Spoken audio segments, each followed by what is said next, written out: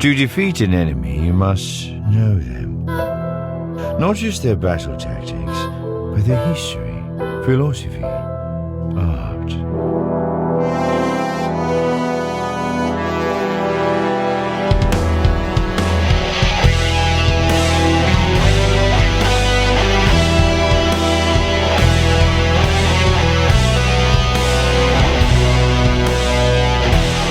Welcome to the Chiss Ascendancy podcast.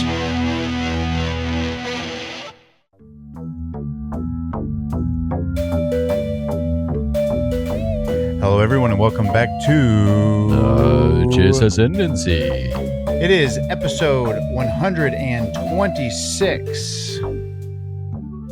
You're listening and watching and enjoying the Chiss Ascendancy podcast. Thank you for hanging out with us. And today we are focusing on looking ahead to Maul, Shadow Lord. New show coming out. We're just a few weeks away. And as of last week, we actually got the first installment of our comic, which is Shadow of Maul. We're very excited about that. And so what we're going to do... It's aptly named because all we see is the shadow of Maul. We just see the shadow of him. We are going to do a full breakdown. So if you have this comic and you're going to read it, there are going to be spoilers. We're basically doing a breakdown of the comic. It's been out since March 4th. So it's been over a week. So this is your chance, if you are wanting to read that without listening to us first, to get out. Yeah. But it's like a 10-minute read tops. You got plenty of time. Issue 2 doesn't come out for like another month. So yeah. So it's my understanding is this is going to be a 5-point miniseries, close-ended, five issues. And so it's going to, this is a prequel to the as it says Shadow here Lord. on the front, you'll see prelude to the upcoming show on Disney Plus. There you go. So this is episode 126.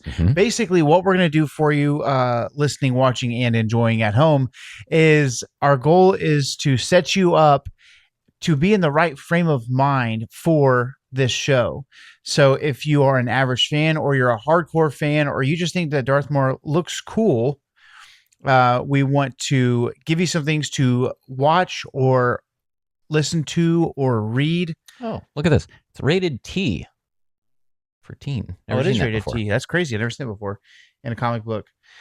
So what we're going to do, we're going to start with this comic here. We're going to break it down. What this comic focuses on really is it's going to just set up basically the other side of the playing board, right? The other side of the chessboard, the other side of the Dejaric table.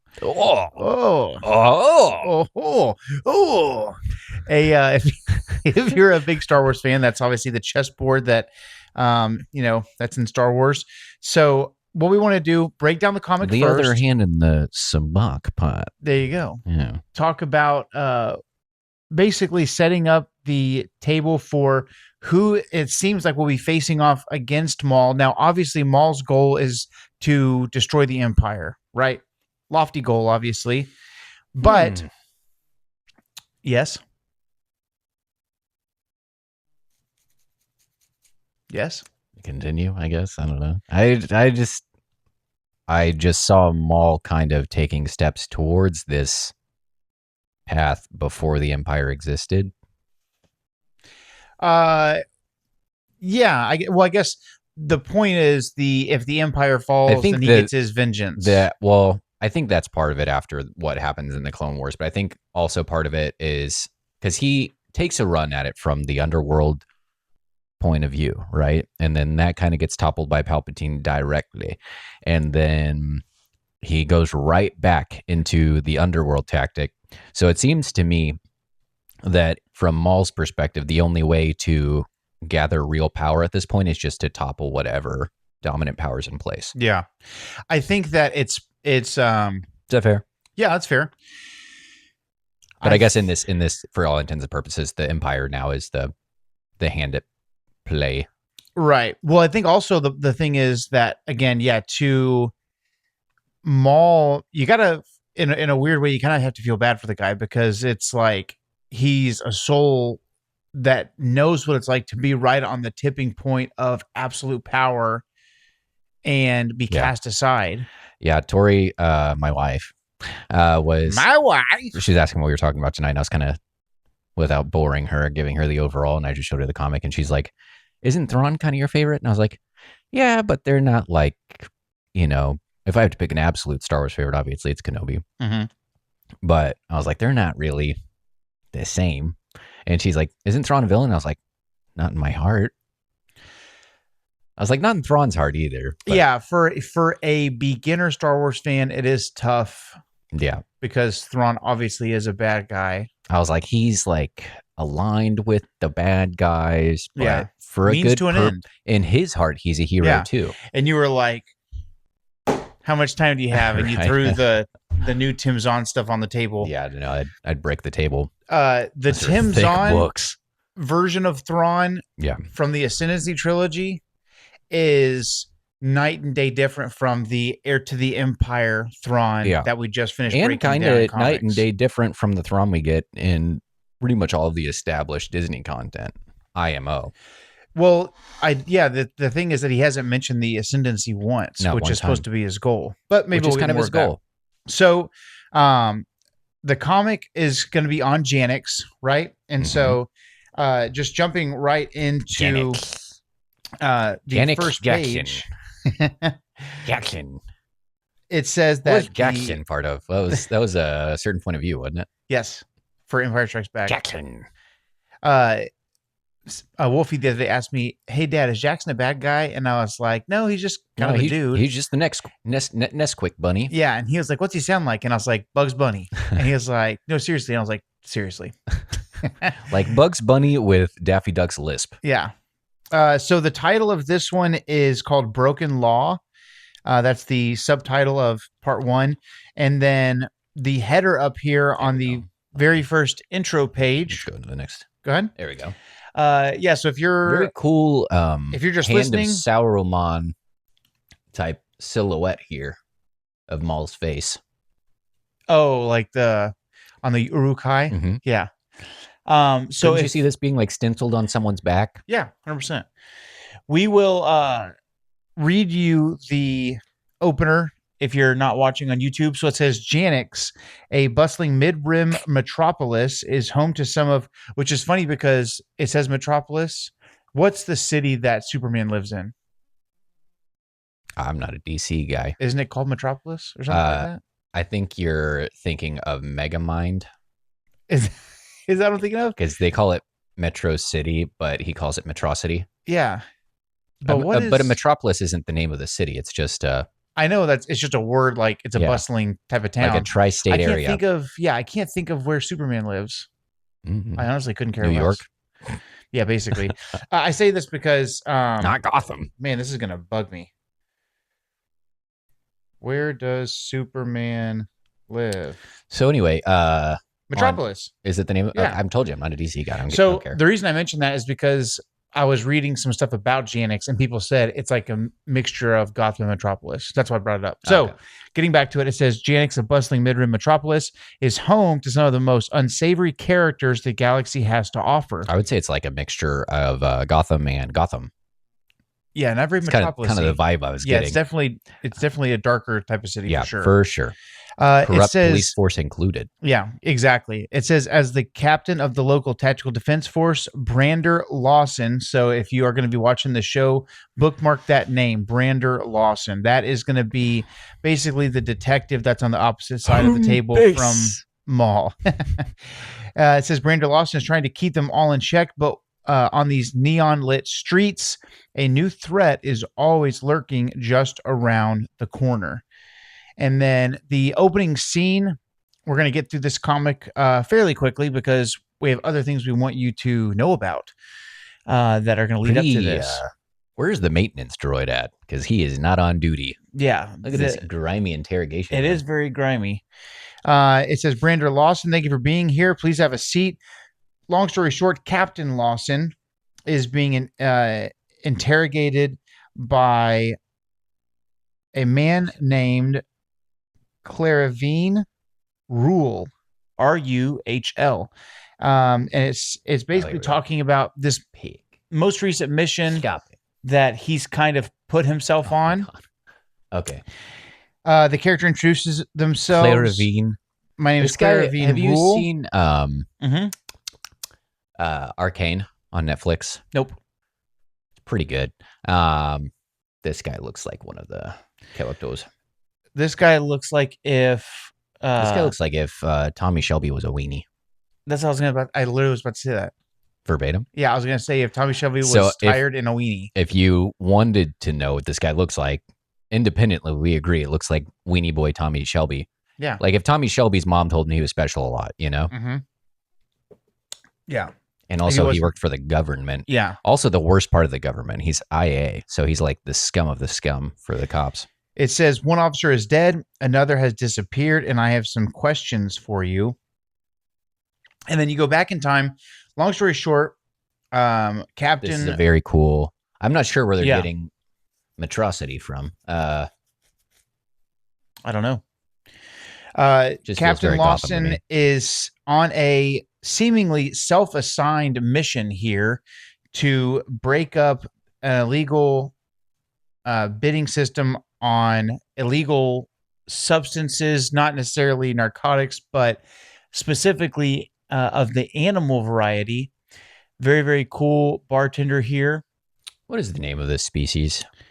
I forget, but ever since they appeared for the first time The first time you see in this the sequel type, series, yeah, is at is Moss's in- castle. yeah, in The Force Awakens, and then they make an appearance. I feel like so frequently since then. There's one that was like one of the sub captains in the yeah. High Republic series. Dowden is the species Okay. name.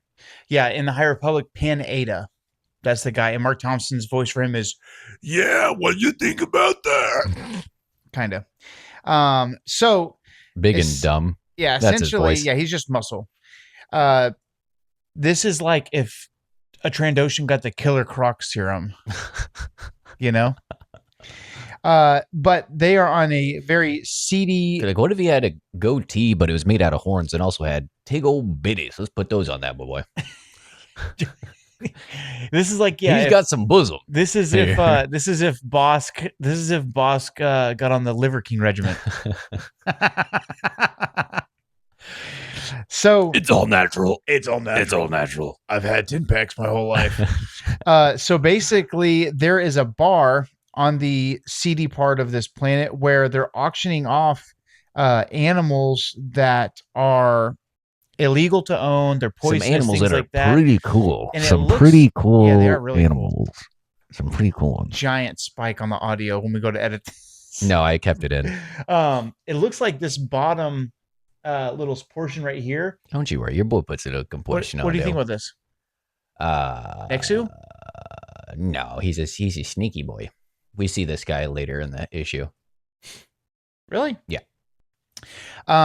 Long story short, it's they basically have They've him been tipped off they have him pegged already as a police officer. Now, really by important name, by the way. Yeah, really important thing here is that when he's at the bar, there's a guy drinking next to him that has a red robotic hand. And that comes up later in the The issue. red right hand. The red right hand. Except for it's his left hand, I think. No, it's his right hand. He shakes hands with him with the hand. Okay.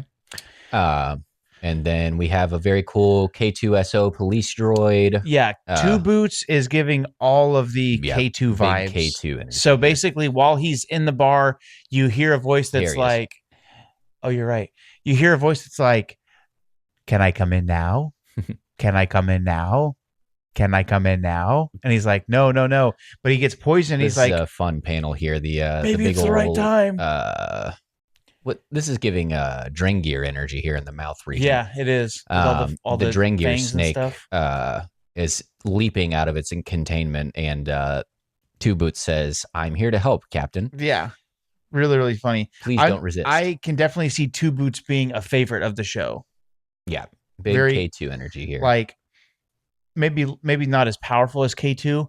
Dude, in Andor season 2, the K2 units when they're on Gorman and they're just like hitting people in the head and killing them. Sorry, run that. Oh, yes. It's I'm with freaking you. terrifying. Yeah, that was crazy to see When they're them just like, as the Empire intended. yes, because the first time we saw them was in the Mandalorian on Mandalorian, the Night of 1,000 Tears. But in that, But you don't really like see him, you know? in that flashback, you see the glowing eyes and you see a probe droid fly through the sky, and there's Mandalorians that have clearly already been defeated. They're like basically trying to crawl to their, weaponry or whatever. And a K2 droid is, shooting. Gorman in Andor season 2 is the first time that you see them like, bam, you're dead. Bam, you're dead. Yeah, you get to see the power of hydraulics. Yes. That's what you're seeing Yeah, there. full force. Engineering at its finest. Long story short, all these animals get out, and it's basically like, hey, we broke up the bid, but that's not good enough. Internal Affairs is really upset because, to their credit, Lawson did not make an arrest. All of the species basically escaped. Like, basically everything that was supposed to go right went wrong. So you stopped what was going on, but you didn't stop anybody who set up. And she's like, had the droid not against your orders called for backup, you'd be dead too. There's a billion other ways it could have gone south. So this is from a week earlier. These are people who have been assigned to him because he's been flying solo. Yeah, we got my aunt's ex-husband here. And then a fresh Academy recruit and one of the gorillas from the band Gorillaz. Yeah. Hendrix, Jam Jam, and Fraxmore. They're the new members of your squad. And so basically, this is obviously a flashback to before this mission. And if you're, up to speed on our family history, you know that my aunt's ex-husband is the villain, obviously. Right, of course. Yeah. Long story short, you find out that this red hand that he sticks out when he shakes hands with the captain, he's familiar seeing that at the bar. And so what they do is, that's not your run-of-the-mill xenophobia. This is targeted, Like, yeah, exactly. I know what you're about. I'm okay with the hand, not a red hand. But basically, they feel like there is a leak somewhere, and so the captain set up basically a sting against his own team. Yeah. And I wanted to talk about this panel here. Yeah. Is this just a morbidly obese Gran? Yes. Okay. Because he's got, what's that Twi'lek senator's name? Oh, I could have told you if you didn't ask. You know what I mean, though? Yeah. Here, I'll look it up. The big old French SOB. This is the Gran version of that. Yeah, and then he's so fat, he got a human mouth. The Powan on the right is freaking sick. Yeah, I wanted to talk about how Powans have basically been typecasted as skeeves and wieners. They're either a villain or just like somebody's whipping boy. 10th level. Thousands of battle droids. All right, just brush your teeth. I'm so disappointed. That's the same actor that does Mouth of Sauron. Yes, it is. Yeah. I'm so disappointed with how fantastic the work was in Revenge of the Sith and how we got like a shorter head, much wider head version of that for Kenobi. Like the Grand Inquisitor. Oh, okay. I see what you're saying. Because in Revenge of the Sith, the head is perfect. I think this is more to type of Revenge of the Sith is what you're saying. 100%. I think it's not dissimilar to kind of what they did with Cad Bane. I feel like they really messed up Cad Bane's head shape. Yeah, Cad Bane looked pretty cool, but it could have been better. I feel like it's a pretty poor rendition of a Duros because we'd already seen Duros in live action. Well, the problem with the Duros that we've already seen in live action is that their head is like this big.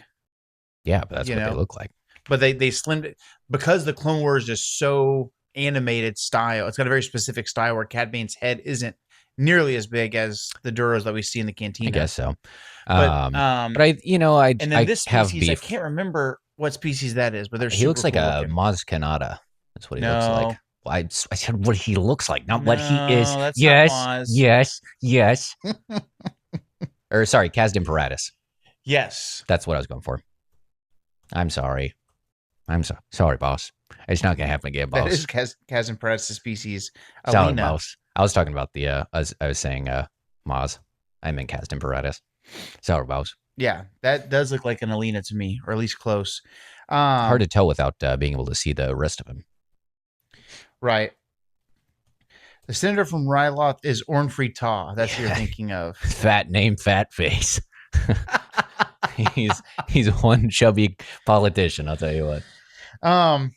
But the concept is that there's a crooked uncle in the midst. Yeah, here. there's a crooked he doesn't police look officer, quite as drunk in this panel.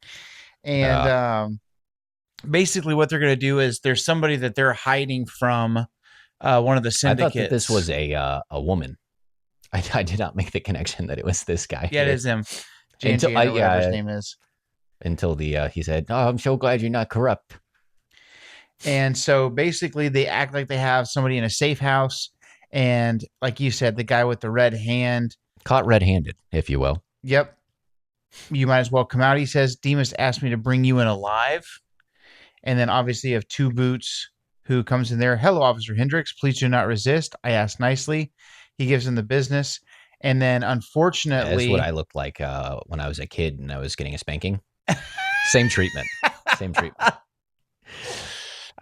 Basically, we find out that Hendricks is, undercover for the mob. And then he gets the Zam Wessel treatment here for getting caught. Yeah, he's getting caught and he gets taken out. And this whole thing is basically setting up that Officer Lawson is basically, he's kind of going to have to fly solo on this because you don't know who you can and can't trust. And I think what it's really doing is teeing up that we've got kind of a bad boy, Captain Lawson. He's on the case. And former bounty hunter. Says you can't get out here without breaking a few rules. Something to that effect. Here, let's see. And yeah, you can't survive on Janix without breaking a few rules. And a few bones, he goes on to say. That's what he said. It all goes down. So get out of my way. Yeah. He's got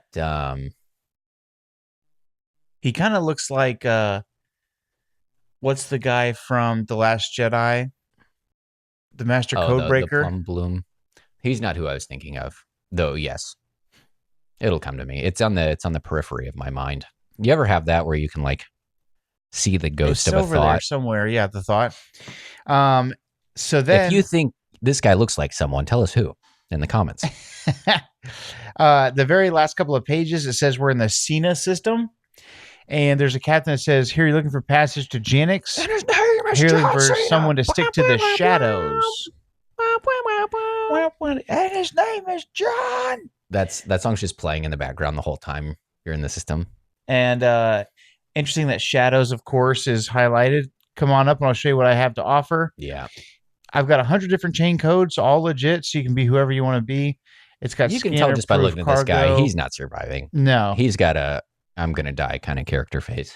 And it says, but you don't really need to worry about sector patrol. They've got their hands full already. Janix is pretty much built of scum and villainy, obviously. Of course. Nice little call out to A New Hope. And then you hear, I will take the ship, but not you. Wait on, hold on now. And then you get that. Vroom.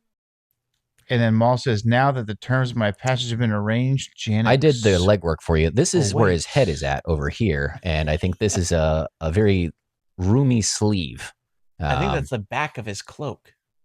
Because the back of his cloak is down here. See, down here at the bottom. I know, but he can't have two of them. Only one bottom. Look, this is his sleeve. He's doing this number. Yeah, that's his elbow, I think. Because this is his left hand here on the top of the lightsaber. Janix awaits, and then we get a cool. This doesn't look like Maul to me, but obviously it's Maul, and then better Maul. Next issue will be on April 8th, which is actually 2 days after the series begins. Yeah, and so that is the basic read through and kind of breakdown of the comic. What were your thoughts on the comic? Obviously, not surprised we didn't get Maul until the end because you don't want too much stuff because Maul's arrival on Janix is going to be right. I think that's the show. I don't want to say we got the Master of Evil treatment here, but if you look at the cover art compared to how much of the character we get. Yeah. Although I will give it to Lawson, he's a much better Halland Goth. But no, I actually kind of really enjoyed it. If I didn't go into it kind of wanting some Maul content, Yeah. I would have really, really liked it. I Yeah. think it's just the expectation. Like Master of Evil, I hated that book anyway, minus the expectation of getting more Vader content. Mm-hmm. The lack of Vader content, obviously, cherry on top. I've ranted about this, I think, on 5 separate episodes. Yeah. But this one, taking Maul away, Mm-hmm. it's a really cool story. Yeah. So I enjoyed it. I think hopefully the show takes this tone, and from all the promos and stuff and interviews that I've seen leading up to the show, I get the sense that this is what they're driving for. I just hope that we kind of get the transition from comics to content on the screen. Yeah, it's going to be definitely a darker episode. It's going to be different kind of things going on. The thing that you have to realize is Maul, Shadow Lord, there's some of the questions I have coming into it is Sorry. when he gets to Janix, he's a nobody. There's already pre-existing criminal syndicates. Oh yeah, but golly, if we could see him take over the underworld again. Well, that's the thing is like, so how sick was it when he took over Black Sun? Clone Wars, he's got the Shadow Collective. How sick was it though? It was sick. It was sick. And you had Savage that did the whole... Yeah, cutting off everybody's head and chairs. Yeah. So you've got an established thing. And by the time of Solo, which is obviously years after Shadow Lord, he's got the Crimson Dawn that he's in charge of, right? Where he's like what's the name of the tall head secret folks? lead. That's Crimson Dawn, isn't it? Huh? The name of the wormy looking fellas? The Pikes. Yeah, that's the one. So the question is, will this show be... Sorry, folks. I've had a pretty long day on about 3.5 hours of sleep. So yeah. Will this show be the setup for Crimson Dawn, and how long will it take to get there? I mean, how many have they talked about how many seasons we're getting? Not as of yet, no. Okay. Because I feel like that really is going to play into... Yeah, we don't know that yet. We just know we're getting multiple episodes. Let me have a look. Maul Shadow Lord. Does it say how many episodes they're going to have so far? It says 10. Yeah. Let's see. Yeah, that's so. So we're going to get 2 episodes on the 6th, 2 on the 13th, 2 on the 20th, and 2 on the 27th. Finale, semi-finale. Going to be on May 4th. Yeah, they're doing... Which is pretty cool. 2 per week. Yeah. And for 5 weeks. Which seems a little bit rushed, but I know they're trying to get it done by May the 4th. The other thing is Mando movie comes out after that. So they're wanting to get everything focused towards Mandalorian. They're having a big something on May 4th. And for me, it's something that I'm excited for, which is even better. Yeah. Because sometimes it's like, okay, right. It's like a panel or a little festival I can't attend, or, Yeah. It's hard. Yeah. I'm sure for them, it's hard to have something jaw-dropping every year on May the 4th. But this year they did it. But this year we've got the finale of at least darn the it, first Dave, season. I'm in. But we wanted to focus on, so we got that. That's directly before anyway, the show. Your question was how long do I think it's going to take to get to Crimson Dawn? I mean, I wouldn't be surprised if we kind of see it by the end of the series, or I wouldn't be surprised if they feel like they want to go for multiple seasons. We see maybe like a teasing out.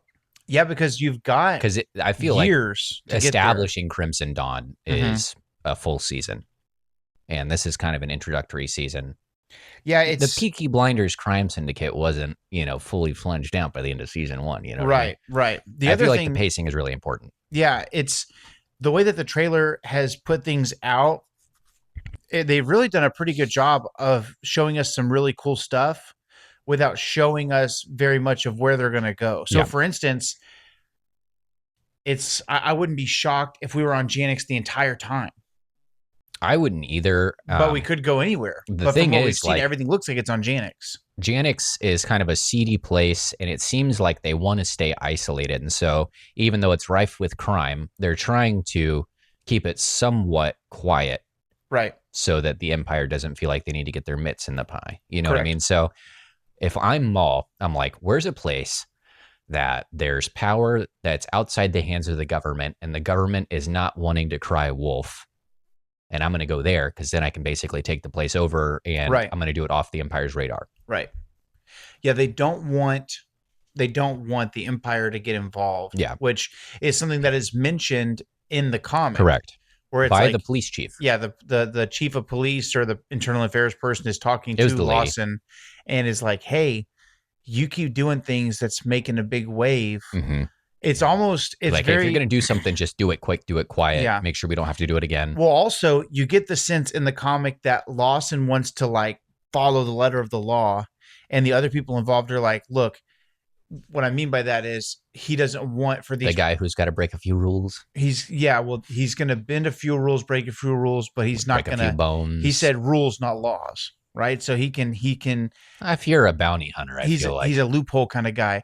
The point being, he wants things to be done correctly. I feel like he just wants to get a handle on things. I feel like maybe we're saying the same thing differently. I feel like he is the guy that wants to work outside of bureaucracy because he just wants to get the job done. Yeah. I think the point I'm trying to make is he doesn't want for the crime families and syndicates and gangs and things of that nature to control the planet. Right. So he goes into a bar like this and it's like, look, at the end of the day, if people are selling, different species that have different kind of venoms and stuff like that are toxic, that are supposed to be illegal to be handled, does it really make that big of a difference if we let the sale go through for the sake of not causing a scene? He's like, yes, it's wrong. That shouldn't be going on. Right. So he's trying to keep things in check. Whereas it seems like the powers that be are like, look, as long as it doesn't get super crazy out of hand, what we don't want is for there to be a turf war that shines a light on this planet and the Empire gets involved. Right. Because the Empire is so new. Yeah, I think because this is like right after the Revenge of the Sith. It seems like I think it's just like they're wanting to do things more quietly. And I think he just doesn't mind making a little noise if he can get the job done, what he perceives to be more quickly. Tell me if you agree or not. It seems to me that Lawson is to Janix what Commissioner Gordon is to Gotham. Before he's commissioner, right? Let's just go specifically to the Dark Knight trilogy. Okay. There's cops and stuff that don't Who's mind. Batman, then? Well, I'm just because I feel like Lawson views himself more as Batman. Okay.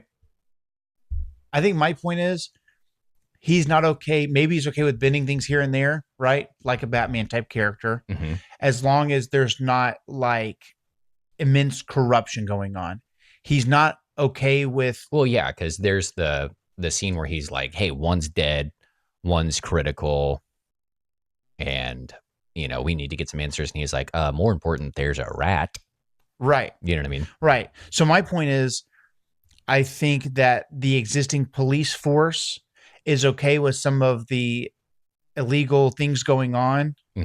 There's almost like I feel like there's handshakes some under the table and some sure. stuff like that, where similar to some of the, especially in the older Batman cartoons, where some of the cops are even in on it.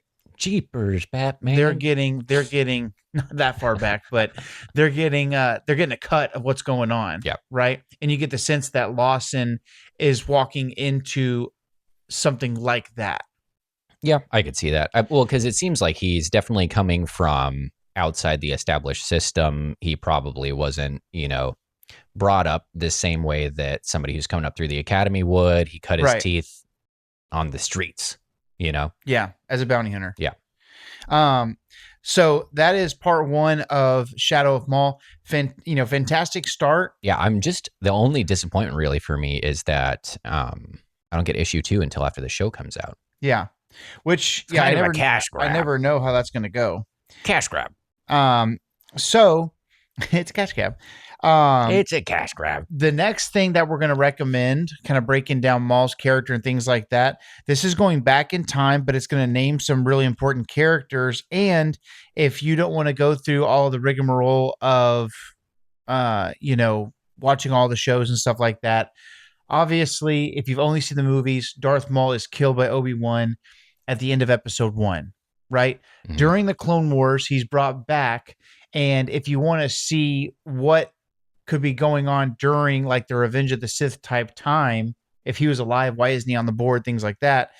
A great comic to read that's not that long. It's 4 issues. Is going to be Darth Maul, Son of Dathomir. This is based on unaired Clone Wars episodes that shows what happens after Maul's original crime syndicate, the Shadow Collective, is broken apart and disbanded by Darth Sidious because he's becoming too strong and too powerful, too big of a player on the board. You're kind of a bad boy when Palpatine gets his hands dirty for you. Yeah. How rarely that happens. Yep. It's kind of a compliment. It is a compliment. I know it's like obviously it comes with some downsides. Yeah. Fighting Palpatine, but you get some really cool stuff in here. You get Maul wielding the Darksaber. You get Grievous. You get Dooku. You get Dooku being taken over by Night Sister magic. You get all kinds of stuff in this comic, and this will kind of show you some of Maul's leadership style. You get the Mandalorian Death Watch people breaking him out of prison, one of which is Rook Cast. She's going to be a big player in the new Darth Maul show coming out. So we know that Maul's going to, whether it's just establishing himself on Janix, we know that the Death Watch will be involved. Or the Mauldalorians as they're known. So Rookcast is female Mandalorian. We just found out that they're getting a Black Series figure of her. So she's for sure in the show. And she's a big player in the Son of Dathomir comic as well. So it kind of shows how Maul gets out of the grasp of Sidious, Dooku, Grievous, all those guys. And there's some real hatred there because he's being held captive and he's looking around and he's like, here's the freaking guy that took my spot in Dooku. You know hate that guy. Hate that guy. Grievous, obviously, Grievous thinks that Grievous is cool, but everybody else in the room is like, and we got this freaking robot over here. He's like looking for the Kleenex. Back in the older like legend stuff, especially, Dooku despises Grievous. Like, I know this is the 12th week in a row I've said it, but in the Revenge of the Sith novelization, it really harps on like how disgusted he is by Grievous. Yeah, he won't stop coughing. You ever been in a waiting room with a guy that won't stop coughing? You're like, can you please see this guy first? You ever met my dad? He's making me sick. Came here to hey, get better. Your dad's not contagious, but burn everything in the house. I'll say, do you guys know what contagious means? But yeah, it's just a 4-part comic. It's something that if you don't, you want to just refresh your mind on the mindset of Darth Maul. He's not an animal. He's not the character that's kind of portrayed in a sense in the Phantom Menace, honestly, as kind of a pawn. I think that, Sam Witwer said this the other day, but Sidious would not have chosen, somebody who we thought was inept. Correct. And I think he maybe is saying that in response to the vibe that we get about Maul from Plagueis in the Plagueis novel, which we can kind of just throw that away. There are some books that I believe are canon that Maul's kind of portrayed as more of a brawler. What are you thinking of? Is Lockdown? Lockdown's Legends. What's the one? I can't even remember what the plot is. But there's people that are basically trying to get back to the Jedi Temple, and they have information that Sidious doesn't want them to have, and so Maul's basically chasing them through the tunnels of Coruscant. Shadowhunter? Maybe that's it. Also Legends. Dadgummit. Well, but we are going to recommend it. Yeah, it is on the list. So, I don't know. Freaking, if we're just going to recommend everything, for sure, read Maul Lockdown. You get Joe I'm getting Schreiber at there. his best. Well, I'm getting there first. You get Joe Schreiber at his best. He has in this book one of my favorite turns of phrase that I've read in any Star Wars book at all. And it's just very it's a very visceral description because you know exactly what noise he's describing. Moist, meaty pop. Mm. In context, you're like, oh, okay, yeah, that shoulder's out of there. Yep. Fantastic book. Yeah. There, I think you see Maul as more of a tactician. Yeah. In Shadowhunter, I think he's more of a potentially blinded by his rage and makes some poor He's the judgment. thing that goes bump in the night Yeah. in Shadowhunter. I will say, yeah, so canon, if you're just looking at a couple of things and you want a quick refresher, obviously some of the Clone Wars stuff, if you're limited on time, there's probably the somewhere Siege of on Mandalore YouTube. Clone Wars that just focuses on him leading up to the fall of the Jedi, where he literally plays out what's going on with Anakin to Ahsoka. That's a very powerful scene. And then the Son of Dathomir comic, if you have a Kindle or a whatever, you can get that pretty easily. It's so funny because Maul a lot of the time is one step ahead of the rest of the galaxy and one step behind Palpatine. Yeah. Well, the crazy thing about when it comes to realizing the relationship with the Skywalkers, he's literally like right there. Yeah. He could have stopped a lot of what happened at the end of Revenge of the Sith had Ahsoka listened to him. Yeah. You know, and who knows, obviously Maul is manipulative. So who knows like how far down the quote unquote right path he would have gone. Maul's not going to team up with Yoda and Kenobi to stop it. Yeah. You have to think though, that if I'm Ahsoka and I'm already disillusioned with the Jedi, I'm not a Jedi anymore. They screwed me over. Yeah. My feelings are hurt. Anakin's not my master. He's just kind of my friend, but I can see that he's got some flaws. I feel like somebody in that position might be a little bit more receptive, but then again, there's quite the checkered past with Maul. The thing, obviously, the thing that gets me about Maul is he doesn't have a last name. Yeah, just Maul. Just Maul. Ahsoka's only friend in the Jedi Order that was like, there's no way that she's Real guilty. Piece of work. Really trying to keep her to stick around, brokenhearted whenever she leaves, is Anakin. Oh, you're talking about Barriss. No. I'm talking about Barriss is a piece of work. Stood by her side through the whole thing. What did you think about the Barriss arc in the Tales of the Empire? Yeah. I hate everything she touches, though. I despise her. We literally have an episode of this show called "No One Likes You, Barriss Offee." So watch it. That shows how we feel. So yeah, Son of Dathomir, and then watch the Siege of Mandalore arc. And this comic just came out.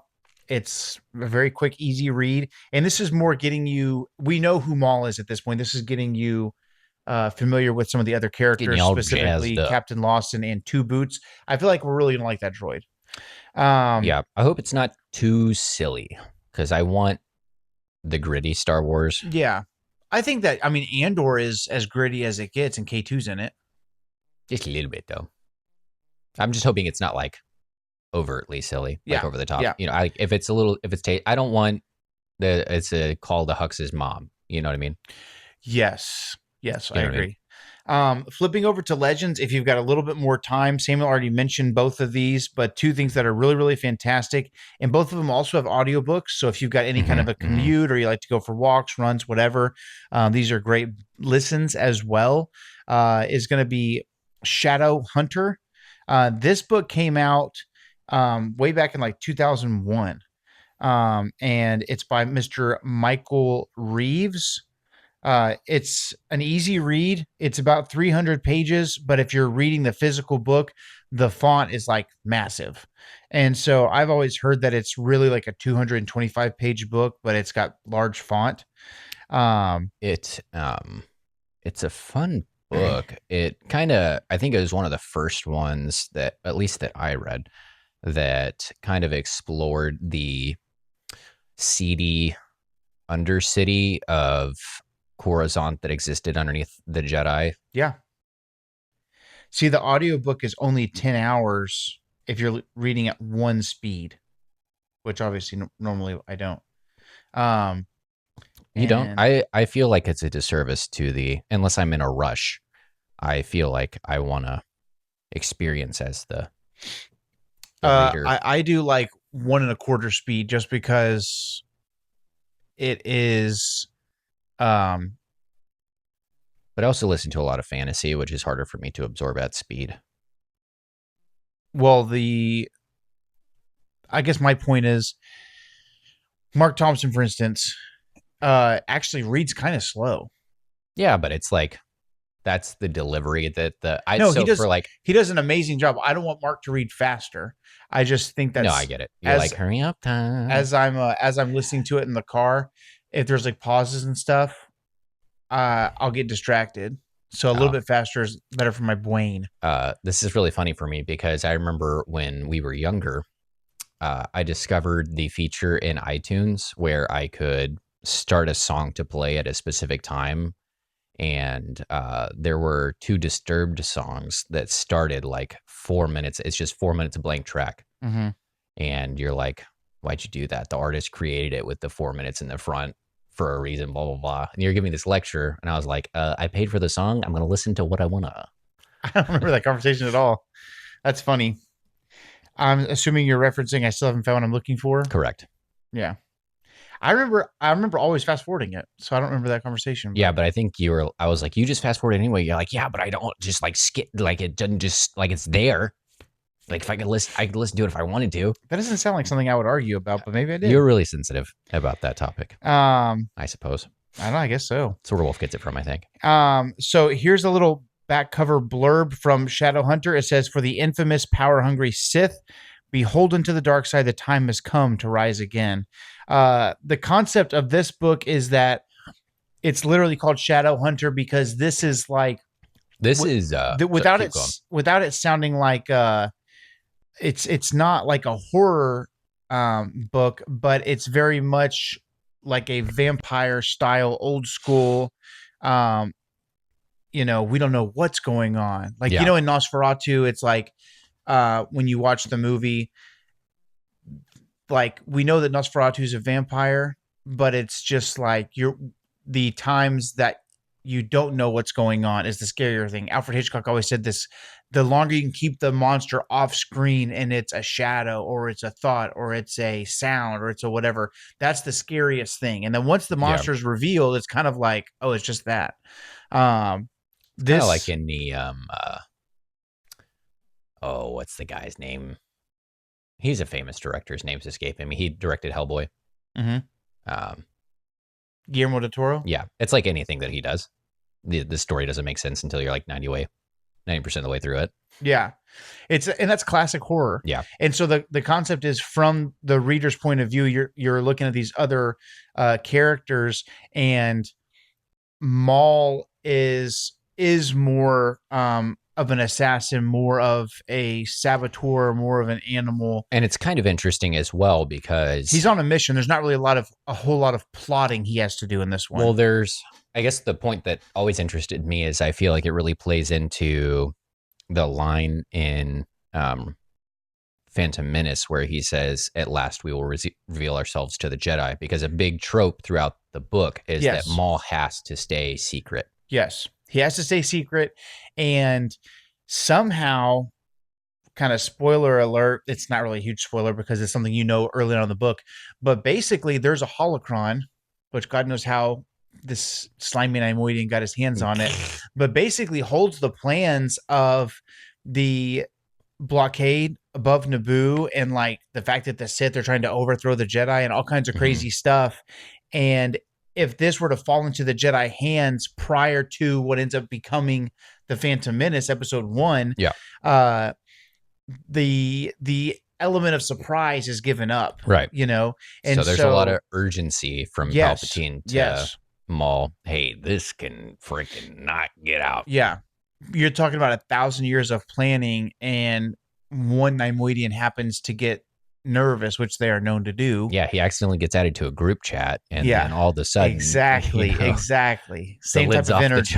Yeah. So basically, the concept is that Maul is this, this shadow there's so many things that have shadow in it when it's related to Maul.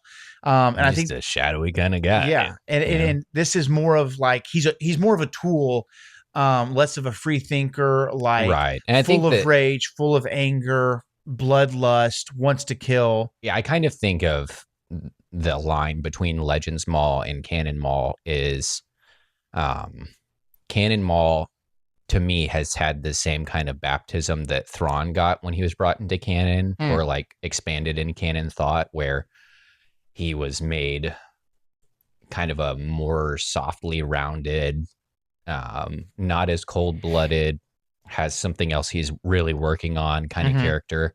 And Maul, I think, has been shifted to something that's much more keen, much more analytical. Yes. Because he's a very, Maul kind of to me in The Phantom Menace is that proverb where it's better to be quiet and let somebody think you're an idiot rather than open up your mouth and confirm it for him.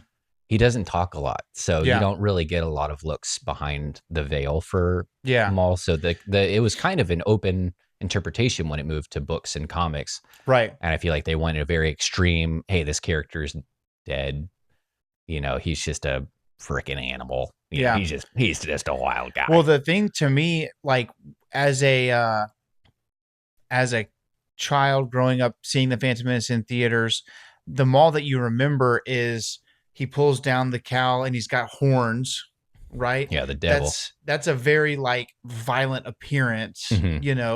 He's red. I don't and think black we'd really skin. even seen like a Dathomirian prior to that. The thing is that like, well, I'm just saying it like we hadn't been desensitized to the existence of that species. You know what I mean? Well, yeah, there are Zabraks, but a Zabrak isn't normally tattooed like that. That's a tribal thing. That's a Sith thing, whatever. And what's interesting about Maul, you see him, he's red, he's black, he's got the horns. He basically looks like Satan himself. When the beams are closing between Maul and Qui-Gon's fight, and Qui-Gon concentrates and goes to meditation, Maul is literally walking back and forth across the beam like whenever you see it's like feeding time at the zoo and these wild animals are pacing like, throw me that freaking leg. Today, when the gorillas came out to eat their cabbage, they were just, it's another Thursday for them, Yeah. He just kind of waltzed out there and picked up his little head of lettuce and kept walking somewhere else. He kept walking. He just kept grabbing them from all the platforms. But so chill. It's not like when I feed my dog and he's literally doing circles the whole time getting the food. And that's the feeling you get from Maul is like this beam's in the way. Yeah. He literally tests his lightsaber on it. Like, could I cut through this? Well, and I think they really play into that he's just like chomping at the bit to prove himself. Like the whole thing. And, when he's involved in Plagueis is that he wants to test his skills against a Jedi Master. Like that's all he wants to do. And Palpatine's like, hey, you gotta sit down, dude. Yeah, they've relegated him to like they basically have him under house arrest to an abandoned building that's owned by a shell corporation. Yeah, he's been relegated to a physical being. Yeah, he's just there's no intellect, there's no planning. A brutalized homeschooler. Yeah. On the other hand, another book that is one of our favorites is Maul Lockdown by Joe Schreiber. You kind of mentioned it a little bit earlier, but this is on the whole other side. And it's what's funny is in Shadowhunter, it's like use the Force, use your lightsaber, do whatever it takes. This holocron cannot make it to the Jedi Temple, and he's kind of like the vampire that like the police bust in the room, and he's like and like jumps off the edge. That's Shadowhunter, and it's fantastic. It's a great book. This other book, Maul Lockdown, it's a fun book because he's in the front. He is like, and you see stuff from his character. You see a lot of, one of the guys I like to listen to about Star Wars book reviews whenever I'm brushing up on a book or I'm just getting other different thoughts. Maybe they captured something I didn't, capture or see in the book or whatever. But Jonathan Cohn does a lot of really good work. And one of the things that he said was this version of this story about Maul is similar to why Kenobi by John Jackson Miller is so great, because you're seeing people and reading people's reaction to Kenobi doing things. And there's like this legend growing about this guy that lives up there, in in the sand Yeah. about Kenobi with the townspeople on Tatooine. Yeah. In Maul Lockdown, not to get into like all the nitty gritty because we could talk about that for an hour, but he's in a prison. He's there to find a specific person, and he's got to earn the trust of the other prisoners. He's got to kind of work his way up and create a name for himself. He's looking for a specific prisoner, and the prisoner's there. But part of the mystery is it's not like, oh, there he is right there. Go, you can go kill that guy. Mm-hmm. The person is supposed to be in there, and we don't know who he is because he's got a secret identity to kind of hide himself from everybody. Maul having to be a lot more analytical, a lot more investigative, and you see him having to think outside the box with how to continue to survive because he's basically in the prison that's in Gamer, where he's just randomly pitted against random species. Yeah, Cog Hive 7. It's a prison that keeps like rearranging itself. It's a modular cell prison so that they can randomly pit you in a fight against another prisoner of any description without any warning. And one thing that's really cool is he fights a Wampa. Two things. That's pretty cool. That is very cool. One of the first shorts we ever made for the channel whenever we started trying to try out short form content was about that. Long story short, this came out in January of 2014. So this was right before the Disney merger where right on the cusp stuff started getting cut off. So because of that, you get mentions of things that are no longer canon. So for instance, Mind Eraser, No Chaser. Yeah, exactly. Joe Schreiber Mute Math references a lot of the James Lucino. I don't know if it's Lucino or Lucino. I've always said Lucino. References. Let us know in the comments, James. I know you watch. Yeah, he references Come on, Jimmy. the Darth Plagueis novel in the book. Yeah. So you get Plagueis. He's immune like he is in. Now, obviously, that's been canonized now, but we didn't know for a while. Mm-hmm. He's immune. His personality really cool of them to give is us the that, same. so that the show's worth watching and all that kind of stuff. And so then also, to your point, he fights all these random creatures and prisoners, and he has to be martial about it. There's no force. There's no lightsaber. Yeah, and you just see the way that his mind works, and like he's thinking of how he's going to make his way through the prison, how he's going to establish himself. He doesn't want to become that big of a deal because he still is trying to fly under the radar, but he needs to get some type of notoriety. There's different gangs within the prison. He can't really join anybody because he's on his own mission. He needs to be able to have his own free time to do whatever he needs to do. He needs to be a free agent. But he's also got to get enough street cred of these guys too. Yeah, exactly. It's a very fine line to walk. And then one of the creatures he fights is actually a Yuuzhan Vong, which is pretty fantastic because that obviously they're not canon any longer, but they're, for those of you who don't know what that is, a Grisk. Yeah. The Yuuzhan Vong are a species from Legends. They were the main villains and the main antagonists of the 19-book New Jedi Order series that I still am too afraid to start. And but the concept is that they what a hole. They do not exactly. They are anti-technology. They think that technology is an abomination, which is why they wage war against our known galaxy. Technology to destroy technology. And all of their ships and weapons are organic material. So like their ship is like, I don't know how it works, but it's a rock. It's a type of technology, yeah, for sure. But it's not technology. I don't know how it works. Depends on how you define technology. But they also are impervious to the Force. Which is a huge deal. And so he fights one of those. And that's actually, I'll put it on the screen, but there's a poster. Here, I'll send it to you if you want to throw it up there. But you start to really get to see some of his cunning in that, which is really, really cool. Let's see. Open image in new tab. Can I just share this tab to you? I have no idea. But that's something that I would definitely check out, whether you're an audiobook person or a reader or whatever. Shadow Hunter, you get more of the animalistic style. Like he's just being ready to get cut loose to attack whoever or whatever.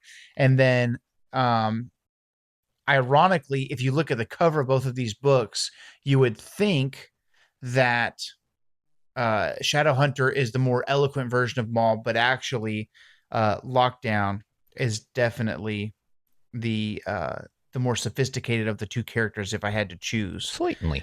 And so on this poster, Here we go. it says it's such a cool, because obviously it's not a real poster that would have been in the book, but it's really cool because it's an old, like, wrestling style poster.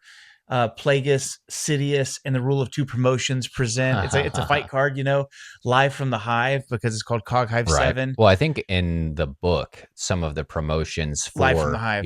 Yeah. Systems collide. Maul versus the Vong. Watch via Galactic closed circuit. Read this and more in Maul Lockdown. Basically a pay-per-view Starwars.com. Yeah. on the dark web. That's freaking awesome. That is an awesome picture. Yeah, it's pretty sick. And then who is this person over here? No Weapons, No Mercy. Oh, Maul versus the Weak Way. That's another. I think the Weak Way is the wet meaty pop that you referenced earlier. Moist meaty pop. Get it right. And Joe didn't slave away over that turn of phrase for nothing. Sorry, you're right. But yeah, he fights a Wampa. It's freaking crazy. It's just it's a little bit of everything. Some people have said they feel like it's too violent. I disagree. It's Get out of here. Cool. It's freaking cool. Read the Old Testament. So lots of really cool stuff. I mean, there's a lot of really cool things that you can read getting ready for the Shadowlord show coming out in April 6th. It'll certainly keep you occupied between now and then. Yeah, you got about 3 weeks. There's several things that you could listen to. And then here's a concept you had brought up. Okay, this not that this necessarily has that much bearing on the show, but it kind of gets you into a specific mental place. Mm-hmm. When Maul is kind of out there in the middle of nowhere on Lotho Minor, right? This is the planet that he lives on, where that's where the trash has Junkyard, been dumped, and he's in the junkyard. This is where Savage, his brother, finds him. Mm-hmm. You had a question. I'm going to ask you the question. I want to get your thoughts. That's because I'm never going to make that short. This is why we're talking about it now. Darth Maul on Lotho Minor, while he's waiting for basically the end to come in his space until Savage shows up, he's outside of his right mind. Mm-hmm. Do you believe that Maul on that planet was a cannibal eating? For sure, he was eating people. 100%. I'll die on that hill. Yeah. Well, because we've talked about this off air, but the standing arrangement, little snake guy comes in. Yep. He says leftovers, expecting that there would be some food left over for him. And he says it very familiarly. Like there's a lot of familiarity there. It's like, this was not the first time he's like, hey, maybe there's something for me. They had like leftovers. They had something going on. Yeah. Between the two of them. And it was that he brings people to Maul and Maul eats them and Snake Boy gets the rest. So you believe that Maul for sure was cannibalizing folk. I guess that depends on how you define cannibalism, but if it were been Savage, for sure. Eating other, it's obviously cannibalism is within your same species, but he was killing and eating people, sentient beings. Yeah, for sure. Wow, what a hole! Pretty crazy. I'm trying to figure out what that snake creature. Snake Boy. Pretty sure he's in that movie, Snake Boy and Lava Girl. Morley. Like a Morley eel. Yeah, that is crazy. I think I agree with you, dude. There's no way that we can interpret that and be like, no, he's for sure not eating people. That's not what this was about. You know what's funny? That species is an anacondan. Ah. Isn't that funny? That's pretty funny. Let's see what the internet thinks. Did Morley and Maul eat people on Lotho Minor? And people are being like, well, that depends. Is a Gungan a person? Yes, it is strongly implied that Darth Maul and his snake-like servant Morley resorted to eating sentient beings to survive on the trash world Lotho Minor. What are you going to do when you live on Raxus Prime, And there's actually a... Rhodians can't taste that great. There's actually a short story in Tales from Darth Vader's Castle, kind of a horror... it's not like that scary, but it's like a horror style. Yeah, darker thriller. Written by... I want to say it's written by Kevin Scott. It's been a while since I read some of Cat's work. And then obviously some of these answers. Okay, it says the arrangement Morley acted as a servile, cowardly accomplice who found junkers or travelers, allowing Maul to maintain his strength through cannibalism while in a state of madness. Leftovers, in quotes. Morley explicitly mentions waiting for leftovers when trapping Savage Opress in the cave, indicating a regular cycle of killing and feeding. Yes, thank you. And then survival method. While some sources suggest Maul also ate vermin to survive, the implication of eating sentient beings is key part of his dark, broken state during his exile. Morley's fate, Savage Let's Opress just say ultimately kills Morley for his betrayal, choking him to death. If we were in Book of Eli, his little hands would be shaking. You know what I mean? Yeah, 100%. So he's Albus out there. You know, he's that's funny, Madame Maxime. But yeah, those are a couple of things you could be reading. So in canon, Son of Dathomir, the Shadow of Maul comic, the first issue is out. So that's really, in the grand scheme of things, that's 5 comic issues you would read to kind of get a look inside of the brain of Darth Maul, and also Captain Lawson, who's going to be the antagonist or whatever you want to call that. I guess Maul's the antagonist technically. No, he's the hero. But then Maul, Lockdown, and Shadowhunter, 2 great stories and readily available, whether you like audiobooks or e-readers, yeah, it's all out or there. Things like that. There's lots of options, especially for those 2 novels. I mean, even if you're just like a snooty, won't go to Barnes and Noble kind of guy, you can download the Kindle Books app, read the comic right on your cell phone. Yeah. And also and if you're fun like me, you'll screen share onto your big old TV and you'll just swipe on your phone on the couch. And the other thing that's cool is a lot of these older books, maybe not Lockdown because I'm sure it had a little bit more of a limited run, but Shadowhunter would have been one of those books that Star Wars was like really pushing to follow up on the character of Darth Maul because he was such a fan favorite between Phantom Menace and Attack of the Clones being in theaters. And so at your local, resale shops, half price books, places like that, there's going to be a lot of chance to get those. And also, if you're on eBay or whatever, depending on which version, the paperback of Shadowhunter you get, there's several of those books that have other short stories and stuff like that. Yeah, a lot of them have cool extras. Well. So Shadowhunter paperback here. There was one, I can't remember the name of it. Let's see. Okay. So there's one here that says, thank you. There's one here. It's even got the Legends banner on it. So this is probably something you can maybe still find. It's got a different cover as well. Darth Maul Shadowhunter by Michael Reeves includes a Darth Maul short story written by best-selling author James Luceno. So if you want a James Luceno Darth Maul, you've got that as well. So lots of stuff out there. In the echelons of Star Wars books, Lockdown higher on your list than Shadowhunter? I would go back to Lockdown before I would go back to Shadowhunter. I think it has more rereadability. And that being said, Lockdown, not that you need to recite your top 10 or anything like that. Obviously, Mount Rushmore is 4 places, right? Yeah. Let's expand to like 7. Okay. And you can put trilogies in there as, the Bane trilogy is obviously on there. We're not going to name all 3 books, right? Is Lockdown good enough that it's on like a top 7 list for you? Just off the dome? No. Because I think there are much better books in the top 7 for sure. So I'd probably even put some of the High Republic books above Maul Lockdown. But if you're looking for something that's kind of, you just want to scratch an itch, it's a unique read. And I think that's what gives it its character to me. I don't think it's a bad book by any means. Yeah. It's a step outside the ambiance that you're going to get in your normal Star Wars read, but that gives it like character and value to me. Yeah. I think that Maul Lockdown, even though it was released in 2014 or whatever it was we said earlier, for some reason, I can't put my finger on it, but for some reason, the Legends books have this certain style about them that it's been hard to capture in the new canon stuff. I would agree with that. Once in a while, I would agree with that. I think maybe there's only a freedom to it where it's like the world's wide open. There's not as much of a like Thrawn, the new Thrawn Empire books, not the Ascendancy, because that was an open map. Right. But like, for instance, Thrawn Treason had to be fitted between Rebel Season 3 and the end of Rebel Season 3. There's like a period of time in there. Right. And some Clone Wars. Kind of shoved in. Or that's Alliances. That's the throwback. Yes. That's in Clone Wars. My thought is, with some of these Legends books, it's like there's just an open map.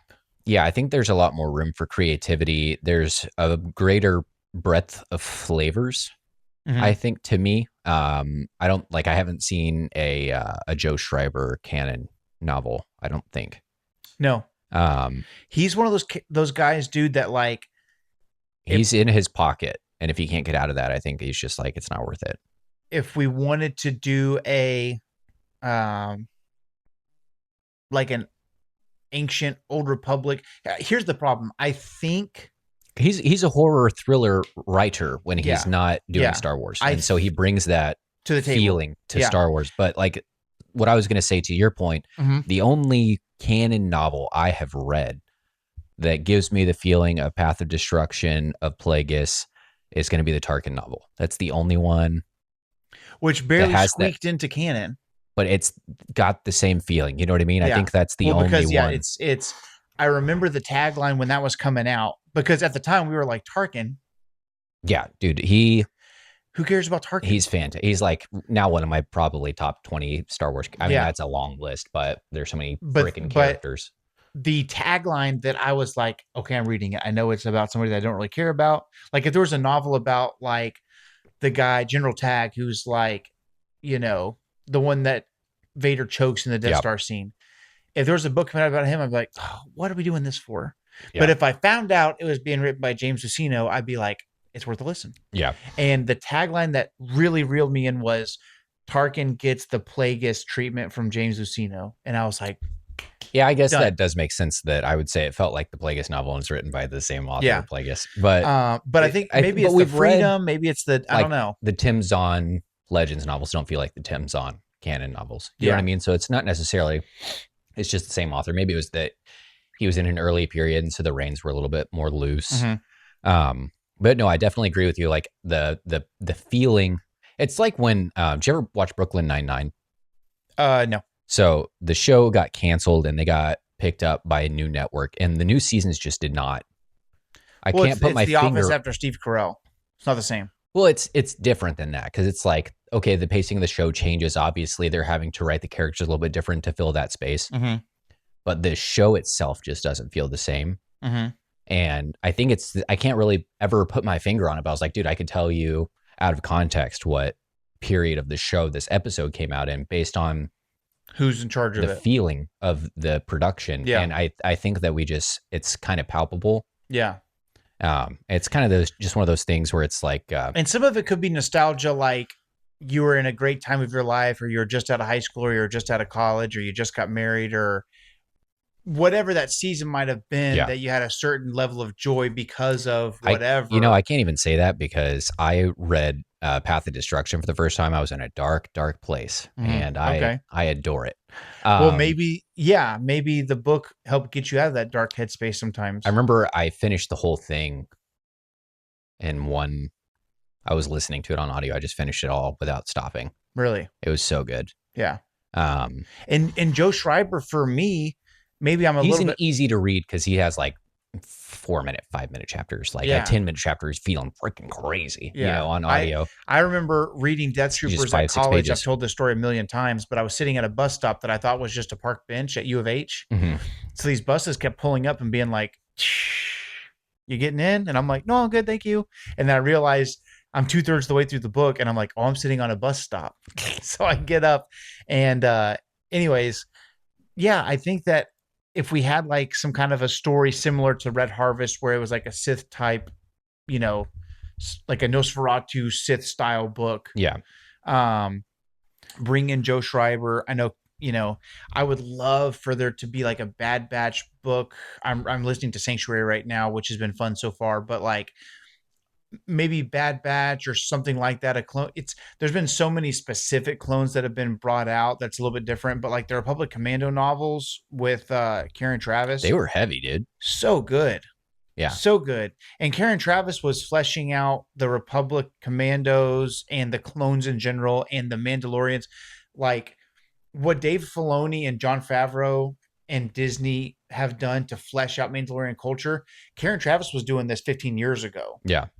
And not to say that one's better than the other, but there is a little bit of like, I guess, hipster in me where like people are like, yeah, this is the way. And I'm like, yeah, on with your, go on, and I'm not gatekeeping. Get out of here, kids. I'm not gatekeeping, but like, are I'm you not part of the, gatekeeping, but are I'm you not part of not the, are you part gatekeeping. of the Mandoad, like with all the different writing and all that kind of stuff, and, so I think, I would love to get some of those old voices back in writing. Like we've got some fantastic new people who are part of the brand and part of the Star Wars blood Yeah. since the purchase.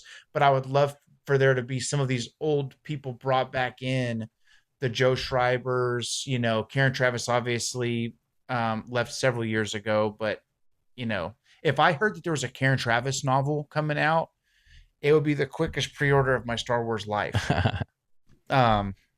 But yeah, check some of those books out. Let us know what you think.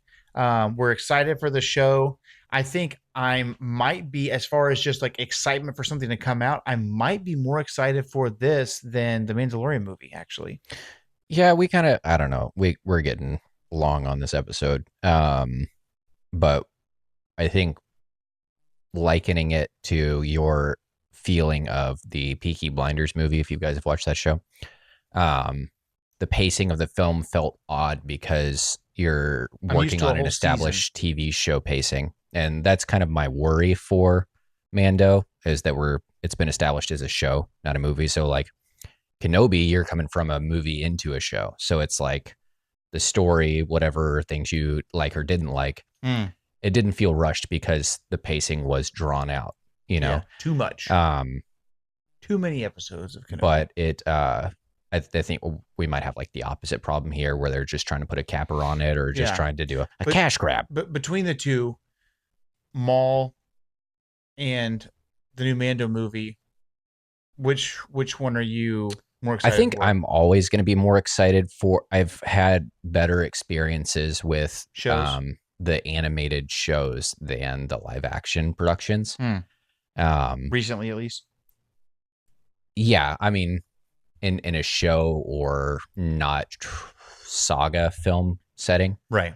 And so I think I'm more optimistic about the Maul show, and I'm more cautious about the Mando film. Does that make sense? Yeah.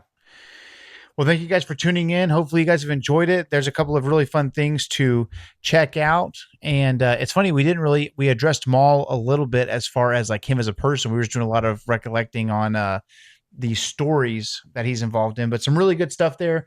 Remember to like this video, subscribe to the channel, share it with your friends and family. And remember, the Force will be with you always. And also remember, the only family you have here is me. We'll see you next week.